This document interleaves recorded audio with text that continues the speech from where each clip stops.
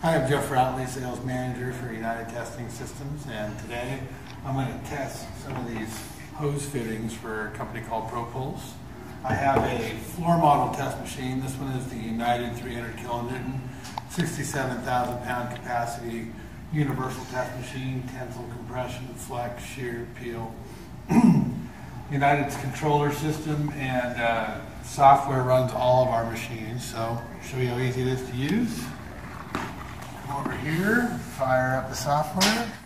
The Datum program does its initial initiation, checks that the test machine is on, it has power, talks to all the accessories, and does a self-diagnostic before it runs. Here we go, we're ready to go. Running a test is just coming in and selecting a test template that's been made. I have a fitting retention test. I hit apply. The machine automatically defaults to the accessories it's going to use for this particular test. I have my load cell, my extensometer. Then I run over to sample info and I fill out my report sheet. I can put in order numbers, operators,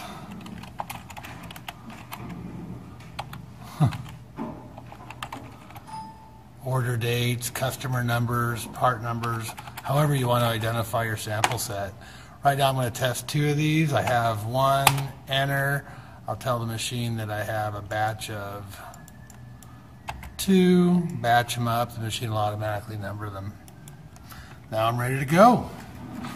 So what I've done for this particular test is I've taken the fittings and I purchased a coupler, and I just have a rod here. I'm going to use a regular wedge style grip.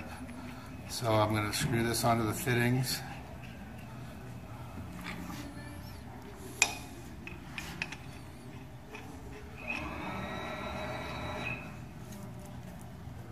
I'm going to slide them into this common wedge grip. Snug them into place. A better way maybe to run these would actually have a grip holder set up where I would have inserts for the different NPT threads, and I could actually use the hoses. So this setup might would take up less travel, but for expedience I've used the regular wedge style grips. So with the sample in the machine, I come over here and hit test, and the machine runs. So it's going to automatically preload, and then it's going to test the failure.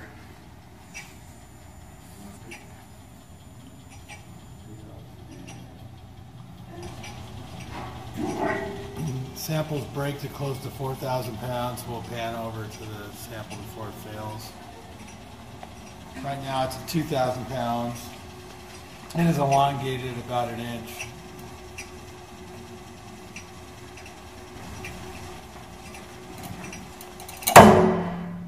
Parts failed, machine stops. At that time, machine processes the data. My peak force was 3,730 pounds, and it stretched almost 1.4 inches.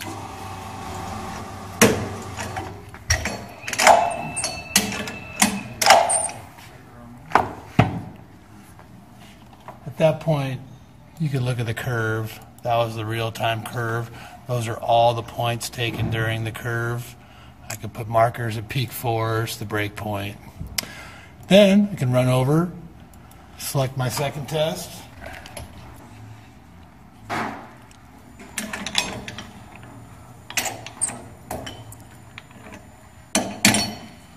Hit test. Machine automatically tests the next one.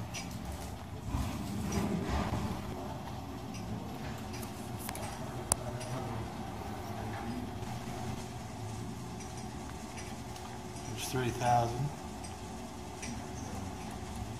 4, 5, 6, 7, 3,800.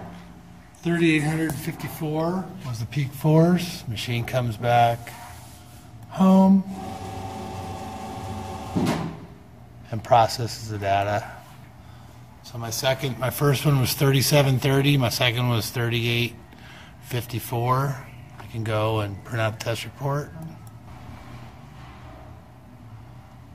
So I can basically come in here and print out a report. That would be both specimens, the statistics, the elongation for both specimens. I can also come over and print out the curves, both curves for both specimens. Real simple. Database keeps full log of everything tested.